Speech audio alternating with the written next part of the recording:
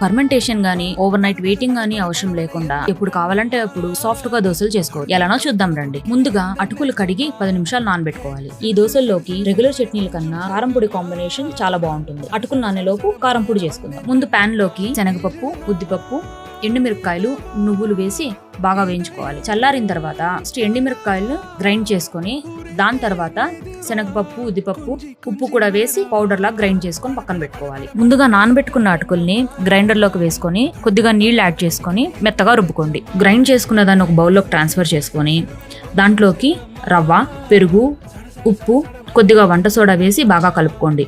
పిండి దోశ కన్సిస్టెన్సీలో ఉండేలా చూసుకోవాలి. చాలా పల్చగా ఉండకూడదు. ఒకవేళ మరీ పల్చన అయితే కొద్దిగా రవ్వ వేసుకొని కలుపుకోండి. ఇప్పుడు దోశ పెనం వేడయ్యాక మామూలు దోశలా పల్చగా కాకుండా సెట్ దోశలా కొంచెం మందంగా వేసుకోవాలి. రెండు వైపులా కాలిన తర్వాత పైన కొంచెం కారం పొడి చల్లుకుంటే మన ఇన్స్టెంట్ సెట్ దోశ రెడీ అవుతుంది. మీకు సెట్ దోశ పైన కొంచెం నెయ్యి కానీ లేదా వెన్నతో కానీ తింటే టేస్ట్ చాలా బాగుంటుంది. చాలా సింపుల్ గా ఇన్స్టెంట్ గా సాఫ్ట్ దోశలు రెడీ చేసుకోవచ్చు. రెసిపీ నచ్చితే ట్రై చేయండి. తప్పకుండా ఫాలో అవ్వండి.